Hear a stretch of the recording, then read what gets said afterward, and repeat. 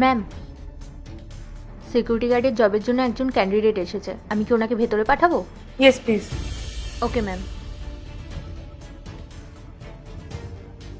Good morning ma'am. দিদি আপনি? রাহুল, তুমি এখানে? হ্যাঁ দিদি, আসলে এখানে সিকিউরিটি গার্ডের জবের জন্য ইন্টারভিউ চলছে না, তাই আমি এখানে ইন্টারভিউ দিতে এসেছি। কিন্তু আপনি এখানে? আমি যেখানে গার্ডের জব করতাম আপনি তো ওখানে হাউসকিপিংয়ের কাজ করতেন, তাহলে আপনি এখানে? রাহুল, আমি তোমাকে বলেছিলাম না, ও আমার ভাই রোহান, আর এটা ওরই কোম্পানি। কি দিদি, এই কোম্পানিটা রোহান দাদার? দিদি, আমি আপনাকে বলেছিলাম না আপনি এত কষ্ট করে আপনার ভাইকে পড়াশোনা করাচ্ছেন, দিন রাত পরিশ্রম করছেন, আপনি একদিন সফলতা পাবেনই। আর দেখুন, রোহান দাদা আজকে এত বড় একটা কোম্পানির মালিক। এই সময় তো আমরা অন্যের কোম্পানিতে জব করতাম, আর সেই জায়গায় দাঁড়িয়ে রোহান দাদা এখন অন্যদেরকে জব দিচ্ছে। দিদি, আমি খুব খুশি হয়েছি আপনার আপনার ভাইয়ের উন্নতি দেখে। জানেন দিদি, আজকে যখন আমি ইন্টারভিউ দিতে আসছিলাম না, তখন আমি বাইরে যখন বোর্ডটা দেখলাম, তখন আমি ভাবছিলাম যে আমি এত বড় একটা কোম্পানিতে কাজ করার সুযোগ পাবো।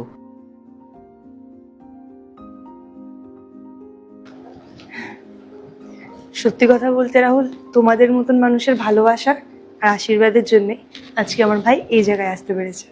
আরে না না দিদি, এই সব কিছু আপনারই কষ্টের ফল।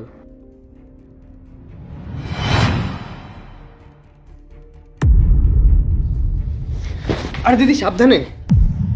কি হয়েছে আপনার? আরে আপনার গায়ে তো খুব জ্বর, আপনি কাজে কেন এসেছেন? আপনি তো ছুটি নিয়ে বাড়িতে থাকতে পারতেন, আপনি বাড়ি যান।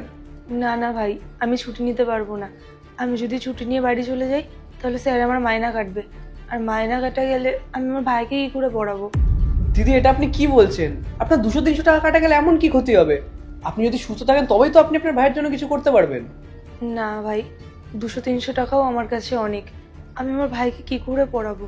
আর আমি মাইনাই বা কত পাই? ওই 10,000ই তো পাই। তার মধ্যে দিয়ে সংসার খরচা, ভাইয়ের পড়াশোনা, আবার আমার ওষুধ। না ভাই, আমি ছুটি করতে পারবো না। যদি এখন আপনার কিছু হয়ে যায় তাহলে আপনার ভাইকে কে দেখবে? আপনি বাড়ি যান, গিয়ে আরাম করুন, আর হ্যাঁ, ডাক্তার দেখিয়ে নেবেন। আমার যাই হোক না কেন, আমি আমার ভাইকে পড়াশোনা করাবোই। ওকে নিজের পায়ে দাঁড়াতে হবে। ওর পড়াশোনার মাঝে কোনো বাধা আসলে চলবে না। আপনি আপনার ভাইয়ের জন্য কত ভাবেন, কত পরিশ্রম করছেন আপনি ওনার জন্য। আপনি দেখবেন ও একদিন ঠিক সফলতা পাবেই, আর সেদিন ও আপনাকে দুনিয়া সব খুশি এনে দেবে। আমার কথাটা মনে রাখবেন।